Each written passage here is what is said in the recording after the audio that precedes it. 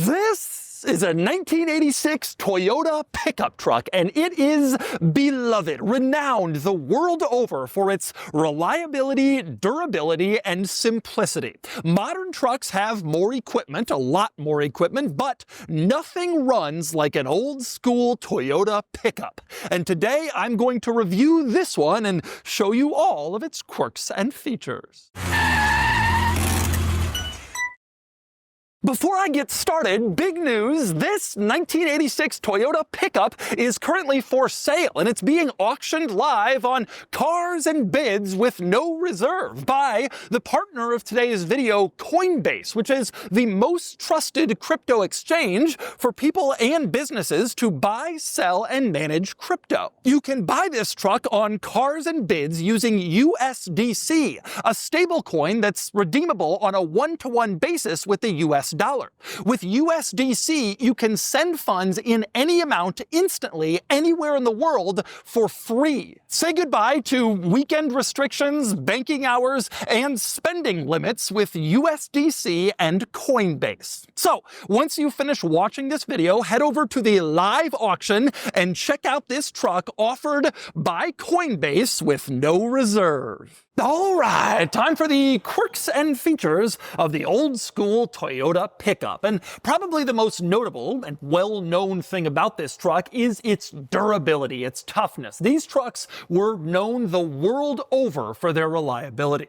In this era, the Toyota pickup was called the Hilux in most overseas markets, but here in the United States and North America, they just called it the truck. In fact, they didn't really name it. It was truck with a lowercase t. They called it the pickup in some marketing materials, but people just knew it as the Toyota truck. Now, this is the fourth generation model. The original Toyota pickup came out in the 1960s and kept going and going, developing this strong reputation as it went. In the mid-2000s, however, things changed a little bit. The global Toyota Hilux went in one direction, and the truck we know as the Tacoma became a completely different, separate product. So now there's a Toyota Hilux and a Toyota Tacoma, and they're different. But in this era, it was the same truck. Call it the pickup, call it the Hilux, whatever you wanted to, it was tough. And one of the primary things that made this truck so unflinchingly reliable was, of course, the powertrain. Under the hood, you have Toyota's famous 22R four-cylinder engine. Now, this isn't the 22RE, which was fuel-injected, just the regular carbureted 22R, and it wasn't powerful. This truck made about 100 horsepower, crazy by today's standards in a mid-sized pickup truck, but pretty common for the time period when these were mostly kind of bare bones workhorse vehicles, lighter weights used for workhorse tasks. They weren't trying to be fast or be in traffic. These were something you'd be using on a farm or a job site or whatever. And the 22R was more than up for the job. This engine, although not powerful, is famous for its reliability, durability, and simplicity to work on. It was just a really easy engine to fix and figure out. And you take a look in here and you can see that sort of simple, basic design. Everything is accessible. Everything is obvious where it all is. It all makes sense. It's all easy, basic, simple, which is a theme of this truck. Now, that basic simplicity that was true of the engine is also true of the whole truck. And aside from the powertrain, the best and most obvious place to see that is the interior, which is very stripped down and bare bones, only the necessities. That becomes obvious the moment you open the door. You look at the door panel, there's no storage pocket there. You don't have power windows. Instead, it's a manual window switch. There's no power locks. You manually push the lock and it locks. There's no power mirrors. You got to reach outside and adjust the mirror, positioning it exactly where you want, driver and passenger side. Although there is one nice luxury on the door panel that I wish car companies today would bring back, and that's the little vent window at the front of the window. You can open this window up and it actually directs airflow precisely where you want it while you're driving down the street. Not quite as good as air conditioning since you have to be moving for it to operate, but it is surprisingly effective at keeping you cool when you're driving around this little wonderful wonderful vent window included in this truck and many other vehicles from this era. But anyway, back to the basicness of this truck. Even though this truck has a manual transmission, it does not have a tachometer. You can see in the gauge cluster, speedometer only. You don't get a tach here. It gets even more basic. This blank in the center control stack is for a clock, which was optional in this truck, and the original owner did not order it with the clock. So this truck has managed to make it 40 years and never tell the time. There is no clock in here. Now you will notice in the center control stack there is a radio, but obviously it's aftermarket. Not sure if this truck was ordered with a radio in the first place, but quite possibly it wasn't. They skipped a clock, they probably skipped a radio, but thankfully someone added one later. This truck also does not have air conditioning. The cool section of the climate controls, that's just a fan that would run and blow kind of normal temperature air. Warm would be hot, but there's no air conditioner for real air. Again, a very basic truck. In fact, this truck and the sun visors, you didn't even have a visor mirror. The driver's side sun visor, you put it down and you have a strap. I guess that's for storage. But the passenger side didn't even have that. No strap at all. Only the driver's side gets a visor mirror strap in this truck. Now, there is a dome light in here, but in keeping with the simplicity, basicness, the dome light is at the base of the rear view mirror. So they only had to make like one part. The dome light and rear view mirror are one thing instead of a separate dome light in the middle of the ceiling like so many other cars. I also mentioned earlier no tachometer, but beyond that, the gauges are just tremendously simple. Speedometer in the center. On the left, you have engine temperature. On the right, you have fuel level, and that's it. You have an odometer, but you do not have a trip odometer. So that little thing you reset to keep track of your mileage, not in this truck. You gotta remember from the actual overall total odometer, because that's the only one you've got. Now, you're looking around this interior saying, yeah, I guess it looks pretty basic, but hey, you got a center console with cup holders. And indeed, that's true, but it didn't come from the factory. This is called the clutter catcher, as you can see, and it has a couple of little slots for storing things. There's a CD slot here and then two cup holders in back. This wouldn't have been here on the truck when it was sold new. No CDs back in this era, especially in a truck like this. It would have just had a basic vinyl, not carpeted in here, vinyl center kind of tunnel, and there was nothing there, not even an armrest. Now, with that said, there are a few luxuries, I will grant that. For one, you have intermittent wipers, not just low and high, but there's also an intermittent setting, which is not required, but nice to have. You also have a cigarette lighter and an ashtray, which in period would have been important, and it's nice to have now for charging devices. This truck also comes with a glove box. You can see you twist this little dial and it opens right up, and then you can put your stuff there. And speaking of stuff storage, another nice benefit of this particular Toyota pickup, behind the seats you have a little shelf. This is an extra cab model. In the US back in the 80s, we didn't get full-size four-door pickup trucks like we do now, but they offered as an option an extra cab behind the seats so that you could put like stuff back there. Obviously no seats or seat belts back here. That came later, but there was a shelf for extra storage, stuff that you didn't want rolling around in the bed that you just needed a place for inside your truck, and thus you wanted to get an extra cab. Now, it's also worth pointing out that this truck has four-wheel drive. You can see the shift lever for four-wheel drive right here, and it has both a high and low-range four-wheel drive, which would have been pretty cool, except for the drawback that this truck has manually locking front hubs. A lot of people in today's world don't even know what those are, but it meant that you had to get out of the truck if you wanted to go in four-wheel drive and manually twist the hubs to get it in four-wheel drive, or else it was two-wheel drive only. You physically had to get out of the truck before doing your off-roading to put it in four-wheel drive. Needless to say, that went away. Life became easier if you wanted four or all-wheel drive, but back in this era, that's what you had. Also, one other interesting feature worth pointing out in this truck, to the left of the steering wheel, there's a button marked Safety Cancel. Like most manual transmission vehicles, in order to start this truck, you had to have your foot on the clutch, but if you press press safety cancel, you don't have to. This is for off-roading. If you're off-roading in first in a low gear and you happen to pop the clutch and stall the vehicle, you don't have to push the clutch back in, which could potentially see you rolling backwards when you're off-roading if you press safety cancel. You can just start it with the starter and engage the truck and then keep going. It's a nice feature to have, although frankly, kind of a minimally used one. In this truck, I would have preferred a clock. And next up, we move on to the bed in this truck, which is very, very basic. It is pretty much just a bed, which back in the 80s was how they all were. This one even has a few hooks internally. You can see on the sides, painted body color, where you could tie down cargo. But that was it. Modern pickup beds have power tailgates and ladders to climb inside. They got plugs in here and storage compartments. In this truck, you get none of that. Just a simple, basic pickup truck bed where you threw stuff and it rolled around while you drove around on the farm.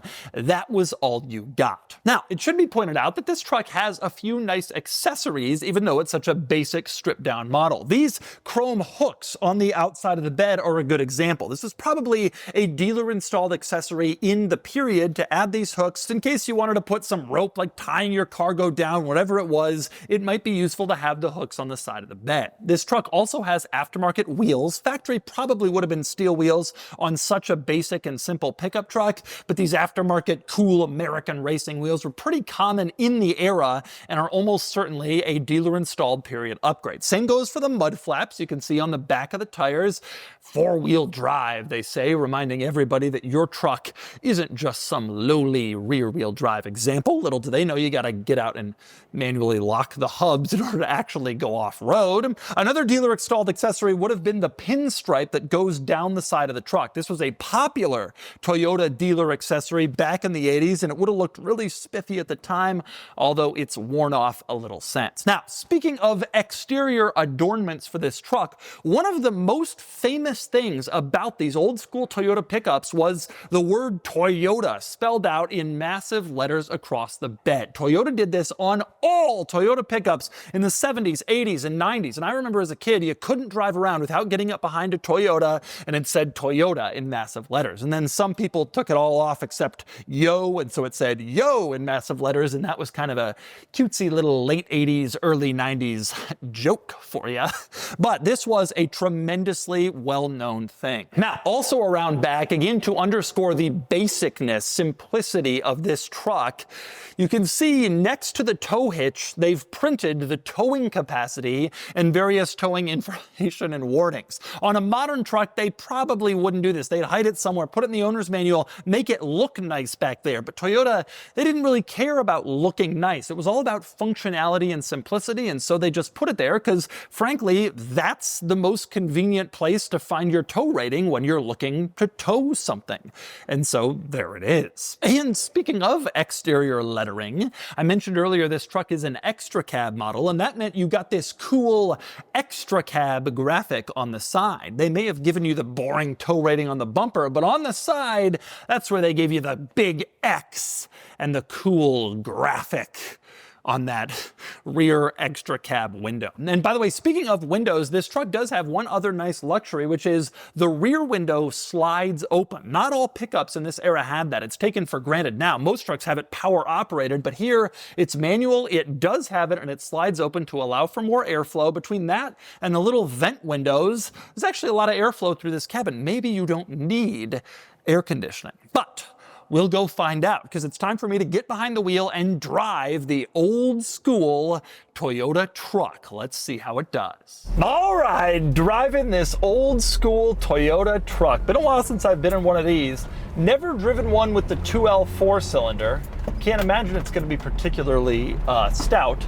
But this truck does have everything that I've always loved about Toyota trucks. I've owned multiple Toyota trucks and SUVs myself, and the DNA is apparent. Even compared to my brand new Sequoia with all of its tech, the DNA is apparent, which is a good driving position, basic technology for its time. Like the Sequoia has great stuff, but it's nowhere near cutting edge. And that was true of this truck too. And also just like a tried and true, simple, usable, drivable powertrain. And the other thing that's shared between this and a new Tacoma, which I'm actually right behind, it's not intended to be the most comfortable. That was never really the goal. The goal was always sort of utility. And I'm next to a 70s Hilux, a Tundra, and a new Tacoma, and my truck. Welcome to California, where the mid-sized Toyota pickup reigns supreme and always has. But comfortability was not a major focus with these trucks. It was a utilitarian vehicle. And Toyota still kind of sees the Tacoma that way. They have come to realize that the Tacoma is now being bought by a lot of like lifestyle people. Past that Tacoma, another Tacoma in front of me. The Tacoma is now being bought by a lot of lifestyle people, but they've still made it just like a pretty basic utilitarian. Like Ford has given us really high-end trim levels of the King Ranch, the F-150, the Platinum, the Limited. Not here. This truck is for the basics, and it feels like that, and that's still true today. So you get in this truck, and I mean, it's just a simple old experience. There's not too much more to say about it. One thing I'm always astonished by when I get in a vehicle from this era is the visibility is absolutely fantastic. Giant windows in basically every direction. You can see practically everywhere. Vehicles today have gained a lot in terms of safety equipment in their doors, in their dashboards, in their whatever. But in doing so, with all the crash protection stuff, the window lines have gotten smaller. And visibility is a legitimate safety benefit, and this truck benefits from that. Now, the obvious drawback about this truck is it's slow. I'm telling you right now, this truck is slow. I can keep up with traffic, I can get up to traffic, but like, it takes a while. First gear is really kind of a crawler, slow, short first. You floor it and you're not going much of anywhere. Second gear, frankly, is the same deal. Here I am flooring it. As an XC90 just walking away from me, just like a normal mom driving her kids to the zoo. Oh! I mean, it goes, it's fine, it's doable, and obviously it's nice to have a manual transmission because you really need it in this truck because you're often downshifting to grab power because you actually need, in my sports cars, when I downshift to grab power, it's so I can have a nice, acceleration pull. In this, it's because otherwise, you're losing speed. Like, it's an essential component of the vehicle. It's just so simple and basic, but in a lovely way. I mean, the reason these trucks are so desirable, even after all these years, is because of this simplicity. They're screwed together well, they can be worked on easily, and when you drive the truck, you have that feeling like, this is gonna start today, this is gonna start tomorrow. It doesn't give me the nicest stuff, it doesn't have the best creature comforts, but like, this truck is gonna do exactly what I ask of it, whenever I ask it to do it, except for accelerate quickly. And it might be uncomfortable and it might be slow, but like, it just gets the job done. There's a reason that in all TV shows and movies, the like reliable brother is driving a Toyota truck. The guy who just like is always there, maybe he's not the star, but he's like driving a 4Runner or a Tacoma from this era. It's just good. It's just plain good. No frills, no BS, but just good, reliable, durable. And so that's the 1986 Toyota truck. They didn't name it, they didn't have to, because everybody knows a simple, basic Toyota pickup. And you can buy this one on Cars and Bids with no reserve, thanks to our partner Coinbase. Anyway, now it's time to give this Toyota truck a DougScore.